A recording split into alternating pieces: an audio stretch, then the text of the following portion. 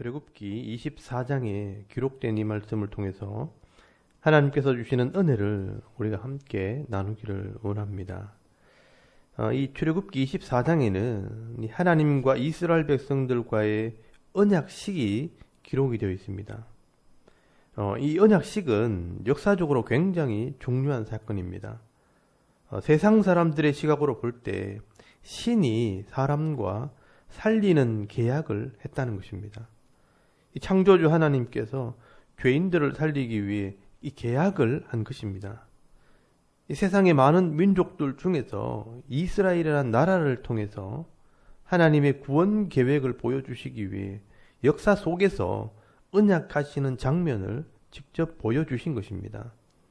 그러므로 이 출애굽기라는 성경의 핵심의 내용이 바로 이 하나님과의 언약입니다. 그래서 이 출애굽기 19장에서 24장까지가 하나님과 이스라엘 백성들이 언약하는 내용을 다루고 있는 것입니다. 그리고 이 언약식은 당시 문화적인 배경 속에서 누구나 이해할 수 있도록 기록한 것입니다. 이렇게 고대 시대에 나라 간의 언약을 하는 것을 군신조약이라고 말합니다. 여러분, 이 고대 시대에 큰 나라의 왕들이요, 다른 나라들을 점령할 때 전쟁을 하든지 아니면 이 군신조약을 통해 큰 나라가 작은 나라를 다스리게 됩니다. 전쟁을 하게 되면 피차간에 피를 흘려야 되기 때문에 가능하면 전쟁을 피하기 위해 이런 군신조약을 맺게 되는 겁니다. 이때 큰 나라를 대왕이라고 말을 하는데요. 이 대왕이 계약의 조건을 써서 이 작은 나라의 왕께 보내면 그 왕이 그 계약서를 읽어보고 받아들이게 되면 예물을 가지고 이 대왕을 찾아가서 아련하고 함께 계약서에 왕의 도장을 찍고 조약이 성사되었다는 의미로 잔치를 배설하게 되면 이 두 나라는 군신 조약을 맺게 되는 겁니다. 그러면 이 대왕은 이 작은 나라의 왕이 되고 이 작은 나라는 그 왕을 신하로 섬기게 되는 겁니다. 그래서 이 큰 나라의 대왕은 이 작은 나라에게 세금을 받고 이 작은 나라를 지켜주면서 그 나라를 다스리게 되는 것입니다. 그런데 그 계약서의 내용을 보면요, 만약에 이 작은 나라가 왕을 배신한다든지 다른 나라와 교역을 하게 되면 이 대왕은 계약서대로 이 작은 나라를 심판할 수가 있습니다. 그렇기 때문에 이 작은 나라가 평화를 얻기 위해서는 이 계약서의 내용대로 충성을 해야 되는 것입니다. 여러분, 이런 군신조약이라는 형식을 따라서 지금 이스라엘 백성들이 하나님을 왕으로 섬기는 계약을 하게 되는 것입니다. 여러분, 애굽의 종이었던 이스라엘 백성들이 이제 하나님을 왕으로 섬기고 이 하나님의 법을 따르는 하나님의 백성이 되기로 계약을 맺게 되는 것입니다. 이 언약을 우리는 옛 언약, 즉 구약이라고 말하는 것입니다. 이 옛 언약은 역사적인 사실이고 실제 있었던 언약입니다. 이 언약을 성경에 기록해 놓은 것은 하나님께서 이렇게 언약, 이 계약이라는 방법을 통해 자기 백성을 구원하신다는 것을 보여주시는 것입니다.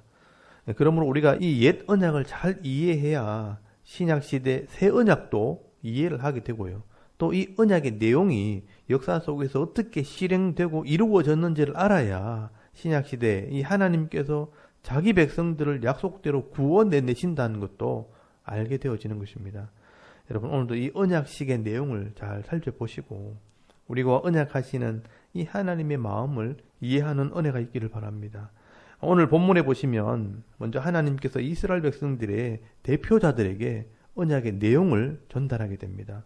여러분, 24장 1절에서 2절까지 말씀해 보시면 이 모세와 아론과 또 지도자들인 장로들이 하나님께 나가고 이 모세가 대표로 올라가 이 하나님의 말씀, 이 왕의 규례를 받아가지고 오게 됩니다. 그리고 이 모세는 이스라엘 백성들의 대표자로서 하나님께서 주시는 이 언약의 내용을 이스라엘 백성들에게 읽어주고 이 언약을 받아들일 것인가 묻게 됩니다. 여러분, 3절 말씀해 보시면 모세가 와서 여호와의 모든 말씀과 그의 모든 율례를 백성에게 전하매 그들이 한 소리로 응답하여 이르되 여호와께서 말씀하신 모든 것을 우리가 준행하리다 라고 대답을 하게 됩니다. 여러분, 여기 잘 보시면 모든 말씀과 모든 율례를 이 백성들에게 전했다고 말씀을 하는데요. 여러분, 이 모세가 전달하고 있는 이 말씀과 율례가 바로 출애굽기 21장에서 23장까지 설명한 율법과 또 레위기 율법 전체의 말씀입니다. 그래서 이 레위기 말씀은 원래 출애굽기서 24장 뒤에 나와야 합니다. 그런데 그 내용이 너무 많고 또 구별되게 하기 위해서 따로 한 권을 기록해 놓은 것입니다. 그래서 우리는 이 내용을 알고 이 성경을 보셔야 됩니다.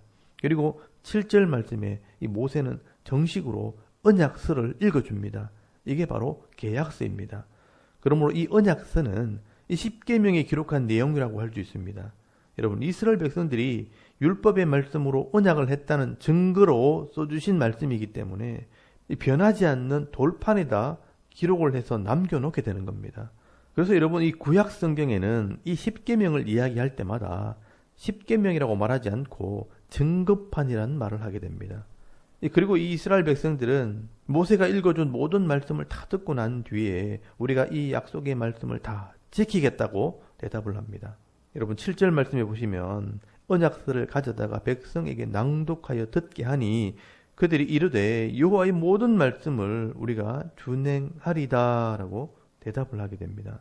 이렇게 대답을 했다는 것은 이 말씀을 이해하고 믿음으로 받아들였다는 것을 말하는 것입니다. 그렇다면 그 언약의 내용이 실제 삶 속에서 행해질 때 그 언약이 그대로 이루어지고 실행이 되는 것입니다. 그래서 하나님께서는 이 말씀이 내 삶 속에서 실행되어질 때 그것을 에무나, 믿음이라는 단어로 표현을 하게 됩니다. 여러분, 그 말씀을 지식적으로 아는 것을 믿음이라고 말하지 않습니다. 그 말씀이 마음에서 이해가 되고 삶으로 행해지는 것까지 에무나, 믿음 또는 충성됨, 성실함이라고 말하게 되는 것입니다. 그래서 하나님께서는 이 성도들에게 이 에무나, 끝까지 순종하는 그 믿음을 요구하는 것입니다. 그리고 이제 생명을 상징하는 이 짐승의 피를 뿌리고 언약을 맺게 됩니다. 여러분, 나라 간의 언약을 하는 이 군신 조약에서는 왕의 인장 반지로 도장을 찍었겠지만 이스라엘 백성들은요, 생명을 상징하는 피를 뿌리고 계약을 맺습니다. 쉽게 말하면 이 언약의 내용을 이해하고 나서 인정한다는 의미에서 당사자가 서로 도장을 찍는 것과 같은 것입니다. 여기에 피를 뿌린다는 것은 생명을 내어놓는다는 의미가 있기 때문에 이 생명을 걸고 언약을 한다는 의미가 있습니다. 하나님 입장에서는 죽을 죄인을 살리겠다는 것이고 또 백성들 입장에서는 하나님의 언약을 지키지 않으면 이 생명을 내놓겠다는 의미가 되는 것입니다. 그래서 이것을 언약의 피라고 말씀을 하는 것입니다. 그리고 마지막으로 11절 말씀에 보시면 이 모세와 제사장들과 70인의 장로들이 하나님을 만나서 먹고 마셨다라고 말씀을 합니다. 여러분, 잔치를 배설하고 먹고 마시며 즐거워함으로 이 언약이 성사되었다는 것을 표현하는 것입니다. 그래서 여러분, 이런 형식을 따라서 지금도 우리가 언약을 할 때 이런 잔치를 하게 되는 겁니다. 그 대표적인 예가 바로 결혼식입니다. 두 사람이 서로 평생 살기로 언약을 하고 난 뒤에 잔치를 하고 함께 기뻐하는 것입니다. 이렇게 하나님께서는 죄로 죽어버린 자기 백성들을 살리기 위해 이스라엘이라는 나라를 통해 살리는 계약을 하게 된 것입니다. 그리고 이 이스라엘을 통해 모든 나라들을 하나님의 나라로 구원할 계획을 세우신 것입니다. 그리고 이 언약은 하나님과의 언약이기 때문에 변하지 않는 언약입니다. 또한 이 언약의 말씀은 하나님의 법이요 하나님의 말씀이기 때문에 변하지 않는 것입니다. 여러분, 이것이 바로 십계명과 레위기 율법의 말씀입니다. 그러므로 이 십계명과 레위기가 하나님의 말씀의 시작입니다. 그리고 이 하나님 말씀이 종말까지 변하지 않고 그대로 이루어지게 되는 것입니다. 그래서 여러분, 12절 말씀에 보시면 여호와께서 모세에게 이르시되 너는 산에 올라 내게로 와서 거기 있으라. 네가 그들을 가르치도록 내가 율법과 계명을 친히 기록한 돌판을 네게 주리라 라고 말씀을 합니다.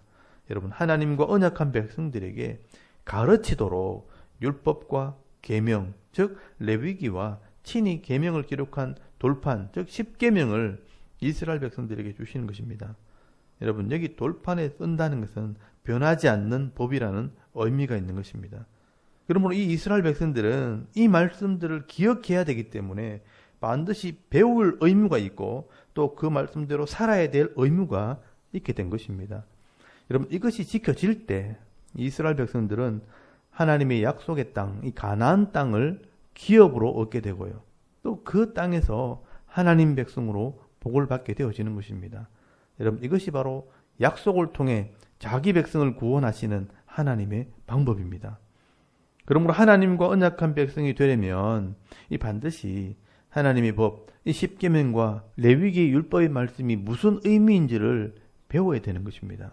그리고 목숨을 걸고 이 말씀을 지켜야 복을 받게 되어 있습니다. 여러분, 이것을 모세가 이스라엘 백성들에게 가르치고 전하기 위해 모세오경 전체를 기록한 것입니다. 그래서 여러분, 신명기 30장 11절에서 14절까지 말씀을 한번 찾아보시기 바랍니다. 신명기 30장 11절에서 14절까지 말씀에 보시면, 내가 오늘 네게 명령한 이 명령은 네게 어려운 것도 아니요 먼 것도 아니라 하늘에 있는 것이 아니니 네가 이르기를 누가 우리를 위하여 하늘에 올라가 그의 명령을 우리에게로 가지고 와서 우리에게 들려 행하게 하려 할 것이 아니요 이것이 바다 밖에 있는 것이 아니니 네가 이르기를 누가 우리를 위하여 바다를 건너가서 우리에게로 가지고 와서 우리에게 들려 행하게 하려 할 것도 아니라 오직 그 말씀이 네게 매우 가까워서 네 입에 있으며 네 마음에 있은즉 네가 이를 행할 수 있느니라 라고 말씀을 합니다. 여러분, 하나님께서 분명히 말씀을 하십니다. 이 하나님의 말씀은 멀리 있는 게 아니라 네 입에 있고 네 마음에 있다라고 말씀을 합니다. 이 말씀을 입으로 읽고 마음으로 묵상하고 깨닫게 되면 누구나 이해할 수 있고 행할 수 있는 말씀이라는 것입니다. 그러므로 이 율법이라는 것은 뭐 대단히 크고 어려운 그런 법이 아니라 우리가 삶 속에서 실천할 수 있는 그런 사랑의 법이라는 것을 우리가 이해를 해야 되는 겁니다. 그런데 여러분, 이스라엘 백성들이 가나안 땅에 들어갔을 때 그 가나안 땅의 풍성한 복을 누리게 되면서 이 하나님을 잊어버리게 된 것입니다. 애굽의 종으로 있을 때는 그렇게 구원해달라고 해놓고 막상 땅을 소유하게 되고 풍성한 복을 누리게 되니까 배가 불러서 이 하나님을 잊어버리게 된 것입니다. 여러분, 하나님께서 이 이스라엘 백성들이 하나님과 언약한 백성으로 복을 받게 함으로 다른 모든 나라를 하나님 백성이 되게 하려고 이 이스라엘에게 복을 주셨는데 이 이스라엘 백성들은 그 사명을 감당하지 않고 도리어 이방인들과 섞이고 우상을 섬기게 됩니다. 그래서 말씀대로 재앙을 내리고 또 수없이 선지자들을 보내서 이 약속을 지키라고 경고했지만 끝까지 듣지 않게 될 때 결국 하나님께서는요, 이 계약서에 있는 대로 심판을 하시고 그 언약을 이루시기 위해서 또 새로운 언약을 하게 되는 것입니다. 그래서 하나님께서 이 마지막 선지자 이 예레미야를 통해 예언을 하십니다. 지금 이스라엘 백성들은 언약을 어김으로 망하지만 이 죄인들을 구원하시는 이 하나님의 약속은 변함없이 이루어진다는 것입니다. 그래서 내가 새로운 언약을 하게 될 텐데 이 새로운 언약은 돌판에다 언약을 기록하지 않고 사람의 마음에다 기록을 해서 이 언약을 어기지 못하도록 하겠다라고 예언을 하게 되는 것입니다. 여러분, 이것이 바로 새 언약, 신약에 대한 예언이 되는 것입니다. 그래서 여러분, 예레미야 31장 31절에서 34절까지 말씀을 한번 찾아보시기 바랍니다. 예레미야 31장 31절에서 34절까지 말씀해 보시면 여호와의 말씀이니라. 보라, 날이 이르리니 내가 이스라엘 집과 유다 집에 새 언약을 맺으리라. 이 언약은 내가 그들의 조상들의 손을 잡고 애굽 땅에서 인도하여 내던 날에 맺은 것과 같지 아니할 것은 내가 그들의 남편이 되어서도 그들이 내 언약을 깨뜨렸음이라. 여호와의 말씀이니라. 그러나 그날 후에 내가 이스라엘 집과 맺을 언약은 이러하니 곧 내가 나의 법을 그들의 속에 두며 그들의 마음에 기록하여 나는 그들의 하나님이 되고 그들은 내 백성이 될 것이라. 여호와의 말씀이니라. 그들이 다시는 각기 이웃과 형제를 가리켜 이르기를 너는 여호와를 알라 하지 아니하리니 이는 작은 자로부터 큰 자까지 다 나를 알기 때문이라. 내가 그들의 악행을 사하고 다시는 그 죄를 기억하지 아니하리라. 여호와의 말씀이니라 라고 말씀을 합니다. 여러분, 이것이 바로 새 언약, 신약에 대한 예언입니다. 여러분, 이 언약대로 신약의 백성들이 하나님과 언약을 하게 된 것입니다. 그렇다면 이 이스라엘 백성을 버린 것이냐? 아닙니다. 이 새 언약을 통해 이방인들을 다 구원하시고 난 뒤에 마지막으로 이 이스라엘 백성들을 깨닫게 하셔서 다시 돌아오게 하심으로 구원하실 것이라고 말씀을 하고 있는 겁니다. 여러분, 그 내용이 로마서 11장 25절에서 26절까지 말씀에 기록이 되어 있습니다. 나중에 한번 찾아보시기 바랍니다. 여러분, 이것이 바로 하나님의 구원 계획입니다. 그렇다면 이 예레미야 선지자가 예언한 이 새 언약이 언제 이루어지느냐? 바로 예수님이 그 새 언약을 이루시게 되는 것입니다. 여러분, 이스라엘 백성들이 하나님의 언약을 지키지 않으니까 하나님께서는 직접 이 땅에 오셔서 이 언약을 이루시고 너희들은 그냥 믿기만 하라고 말씀을 하시는 것입니다. 그래서 여러분, 마태복음 17장 5절 말씀에 보시면 예수님이 오신 목적을 기록하면서 내가 이 율법이나 선지자를 폐하러 온 것이 아니요 완전하게 하러 왔다라고 말씀을 하신 것입니다. 그래서 예수님께서는 이 땅에 있는 동안 3년 동안 이 하나님의 약속의 말씀을 다시 가르치시고요. 그 말씀을 행하게 하심으로 이 하나님의 약속이 이루어진다는 것을 기적을 통해서 보여주시는 것입니다. 그러므로 이 말씀을 믿고 행하는 자들에게는 죄가 떠나게 되고 귀신이 떠나가고 질병이 떠나고 눈먼 자는 보게 되고 귀머거리는 듣게 되는 이 하나님 나라의 표적을 보게 되는 것입니다. 말씀을 순종하지 못해서 죄의 질병과 고통이 찾아왔는데 이 말씀을 깨닫고 순종할 때 이런 죄와 인생의 고통이 사라지게 되는 것입니다. 이게 하나님 나라의 표적입니다. 그리고 성령께서 오시면 너희 마음에 이것을 깨닫게 할 것이라고 말씀을 하십니다. 그리고 예수님께서는 이 신약의 성도들을 위해서 다시 언약식을 하게 되는데 그게 바로 성찬식입니다. 여러분, 예수님께서 이 십자가 사역을 앞두고 제자들을 불러놓고 이 하나님 말씀을 상징하는 떡을 나눠주시고요. 또 우리의 죄값을 위해서 대신 흘리게 되는 이 피, 이 생명을 상징하는 포도주를 주시면서 예수님을 주님으로 섬기기로 약속을 하게 되는 것입니다.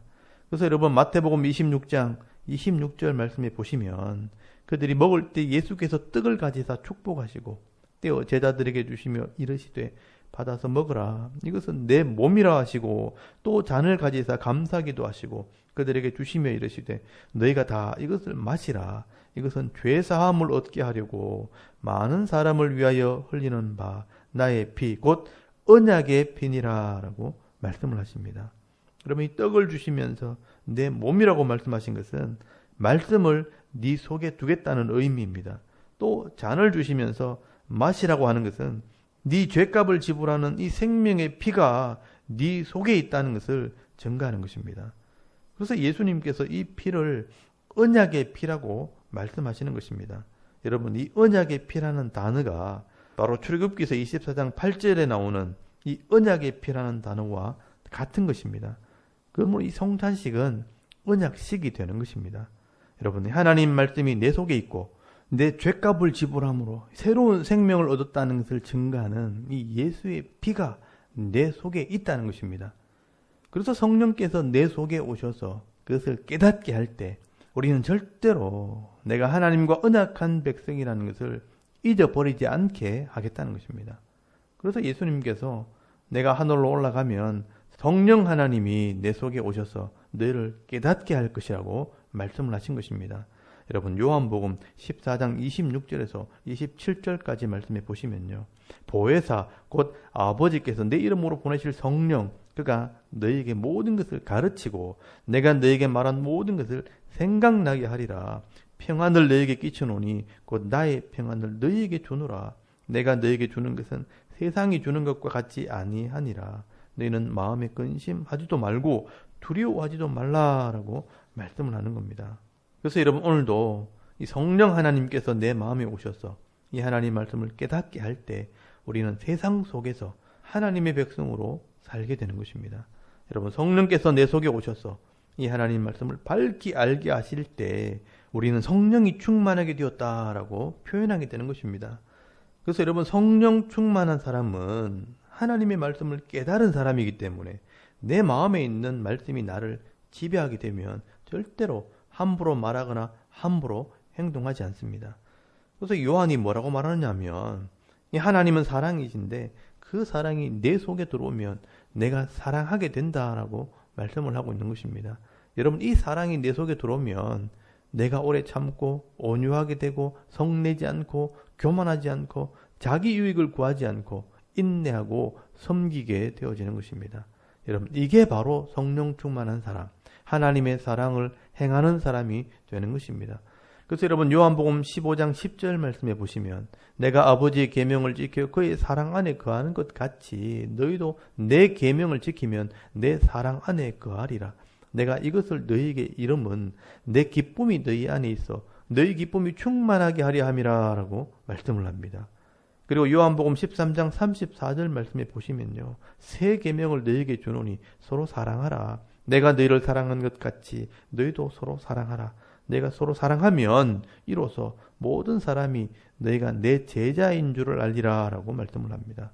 그리고 여러분, 요한 1서 5장 3절 말씀에도 보시면 우리가 하나님을 사랑하고 그의 계명을 지킬 때 이로써 우리가 하나님의 자녀를 사랑하는 줄을 아느니라.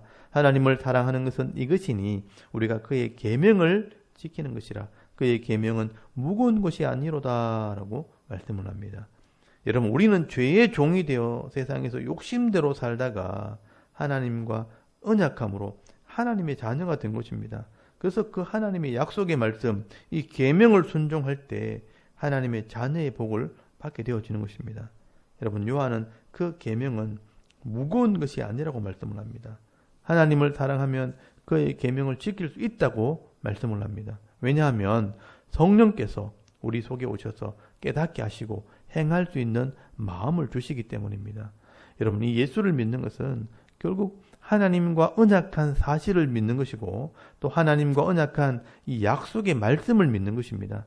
오늘 저와 여러분도 이 구약의 이 언약식을 통해서 우리도 예수님과 언약한 하나님의 백성이 되었다는 것을 믿을 수 있기를 바랍니다. 그렇다면 하나님께서 우리에게 주신 이 언약의 말씀인 이 66권의 성경을 잘 배우고 깨달으셔야 합니다. 그래서 이 땅에서 이 말씀에 기록된 복을 누리게 되는 것입니다. 그래서 말씀을 배우는 것은 사실 즐거운 것이고 행복한 일입니다. 오늘도 저와 여러분이 하나님의 자녀로서 이 하나님 말씀과 예수의 피로 언약한 백성이라는 것을 잊지 마시고요. 이 하나님 말씀을 읽고 듣고 깨달아 순종함으로 하나님께서 약속하신 은혜와 복을 받아 누리며 행복한 그리스도인의 삶을 살아갈 수 있는 저와 여러분의 이런 영적인 삶의 모습이 되실 수 있기를 주의 이름으로 축원합니다. 아멘. 우리 잠깐 기도드리겠습니다. 오늘도 세상의 모습을 따라가는 것이 아니라 하나님의 자녀로 이 말씀대로 순종하는 하나님 백성이 되게 하옵소서. 또 나라와 민족과 또 우리 섬기는 교회와 우리 가정을 위해서 또 개인의 기도 제목을 따라 기도하고 오늘 하루 삶을 또 시작할 수 있기를 바랍니다. 다 같이 우리 하나님께 한번 기도드리겠습니다. 살아계신 하나님, 은혜를 감사합니다. 오늘도 이 아침에 하나님을 예배하게 하시고